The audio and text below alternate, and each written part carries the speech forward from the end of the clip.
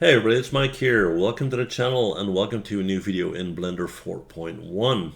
Well, today we're going to do the famous bouncing ball animation. And if you are new to animation, then this just might be a video for you, right? We're going to do the full thing from start to finish. We're going to do the keyframing, we're going to do the in-betweens, we're going to do all of it, right? So we're going to drag, select, and get rid of all our default stuff. We're going to hit 1 on the keyboard to jump to front orthographic mode.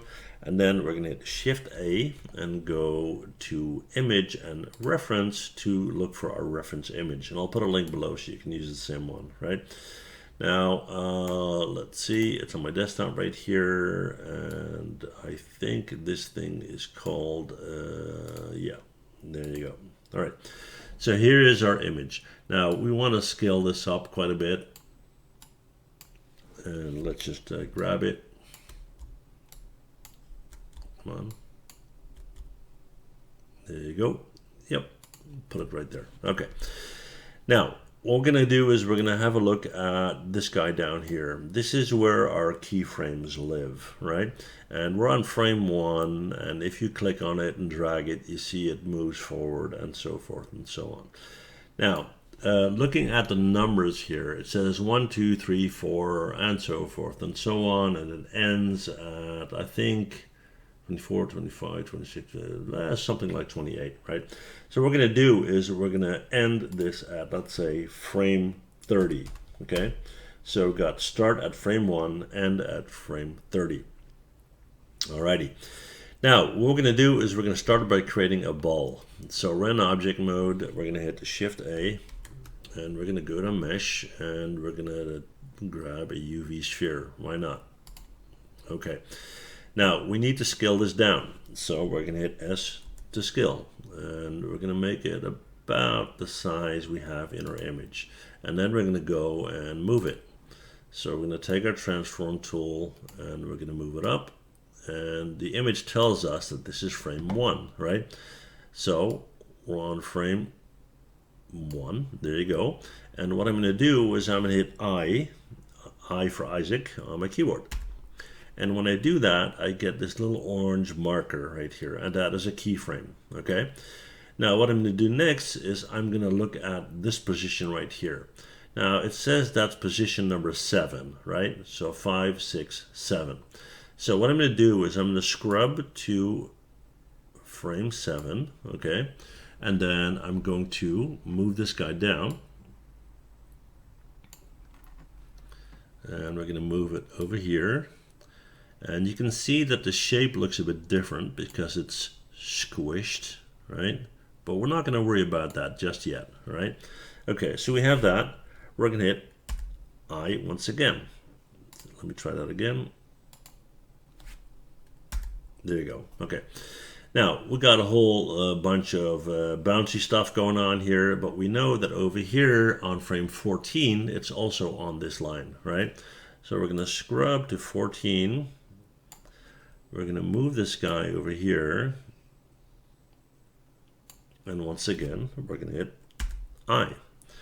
Now, right here, it's 16, 17, 18, 19. So we're going to scrub to 19. And we're going to move this guy to 19, to that position. All right. And we're going to hit I once again. Come on. Sometimes it doesn't respond. There you go. I once again.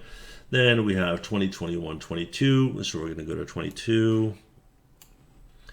We're going to move that guy over here. Hit I once again. Then it's 23, 24. So we're going to go to 24. Move that over here. That's 24. And then we got 25, which is here. And of course I need to move it first. 25, which is here. Sometimes it doesn't respond the way you want. Let me try that one more time. Yeah, there you go, 25. And then we got 26. Actually, that's 24. This is 25. Let me go back a few steps, guys. I want to get this right.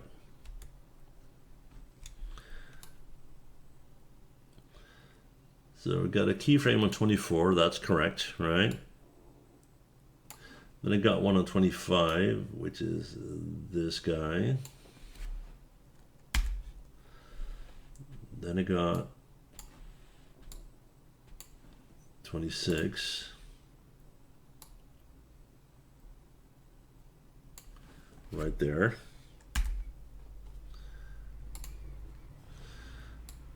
Then I got 27, which is here.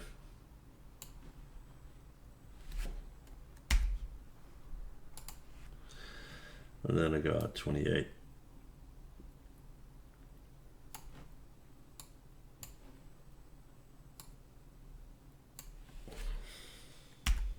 Okay, so what happened so far? Let's scrub from the beginning to the end. So this is all we have so far, right? So this is a keyframe, that's a keyframe, that's a keyframe. And now we're going to start to fill in kind of the gaps, if you will, right? So I know that on frame 4, my ball is going to be here. So I'm going to go to frame 4, okay? And I'm going to take this guy and I'm going to make sure that it's here on frame 4. So right there, okay? And of course, we're going to hit I to keyframe that. Now, here we basically have the same thing. This is 9, 10, 11. So on frame 11, I'm right here, okay? So I'm going to scrub to frame 11. And on frame 11, I want to be right there, okay? Once again, hit I on the keyboard. And then we're going to go from there. So again, if we now scrub, you see that we're starting to get an animation, right? So what I'm going to do now is I'm going to follow the keyframes on the steps. I'm going to do that in time lapse, and then we're going to go back and I'm going to explain why these are not round, why they're stretched, okay? So yeah, we'll put up some tunes and I'll see you guys in a second.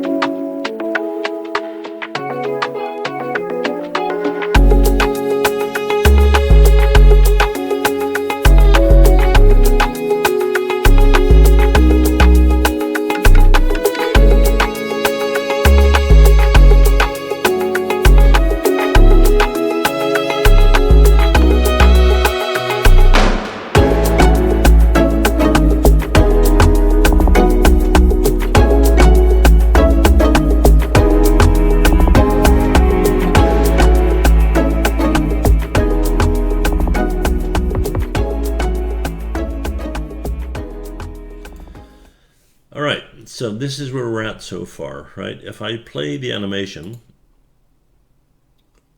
looks pretty good, right? Okay. Now what's going on with these stretched balls here? Well, first of all, when a ball falls down like this, you see that it's starting to elongate, right? You see that as it starts to gain speed, the gaps between the balls are larger, right? Indicating speed. And as you move forward and there's less and less energy, you see that the deformation of the ball is less and also the distance is less, right? So here, quite a significant gap between the two, here very small. So that's one thing to keep in mind, right? Now, as we move down here, and this is kind of the thing that they do in animation to kind of trick the eye, right? Is they start to stretch it to indicate it's gaining speed. And here it's quite stretched out. And as it hits the floor here, it squishes. So that's, you know, squish and stretch, if you will. Popular thing in animation. So we now need to incorporate that, right? So we're going to go here. That's still okay. That's still okay. This one is slightly starting to change shape, right? So what I'm going to do here is I'm going to very, very slightly modify that and change that, right? And that should be good. We're going to go and move to the next one. And again, we're going to stretch that out a little bit. Very, very slightly rotate that. And it's still keyframed. Let's see if that's the case. Yeah, I need... All right, so if you hit play, you'll get something looking like this, right? Okay, that's nice. Now, we're going to scrub back, and now let's look at a couple of other things. First of all, here as the ball is coming from a certain height and it's gaining speed, you see that the gaps between the balls are quite large.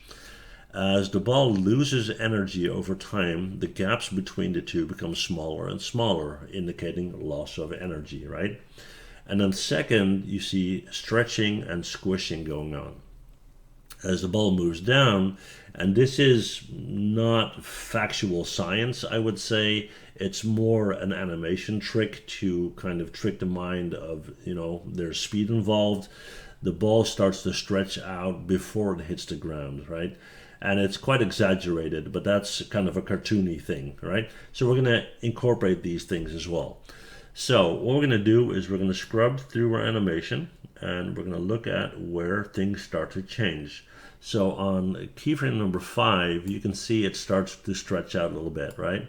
So I'm going to stretch that out as well, and very, very slightly rotate that. And I'm going to hit I once again, and then we're going to go and move to frame 6. Here we got a lot more stretching going on. And again, very, very slight rotation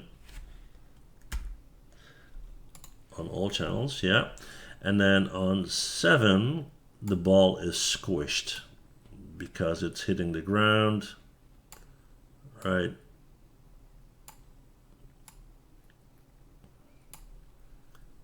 Move down a little bit. There you have it. And again, keyframe that, all channels. Now let's see if that worked. So it's starting to stretch some more and squish, right? Now we're going up, and on that one you can see it stretched out as well. So we're gonna kind of stretch that out, rotate that in the bouncing direction, hit I to keyframe that.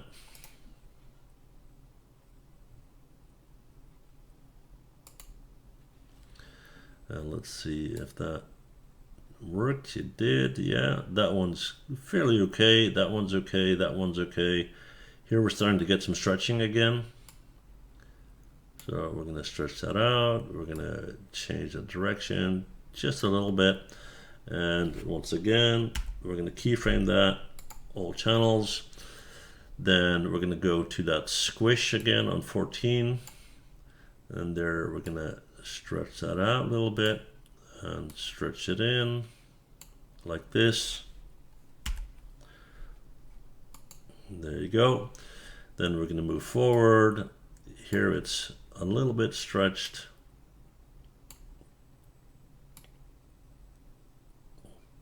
Like this. That's pretty good. All channels. We're going to go to 16, 17, 18, and as there's more and more energy lost, you see less stretching and squishing, right? So this pretty much should be our animation. So let's play it. And it looks quite natural, right? Now let me grab our reference image and hide that, right? Scrub back to our beginning here. And let's hit play. Now for a very first animation, I would say that is not bad. I hope you agree, right? So yeah, that was quite a lot of fun. Like I said, I'll put the link to that reference image below and have some fun with it, right?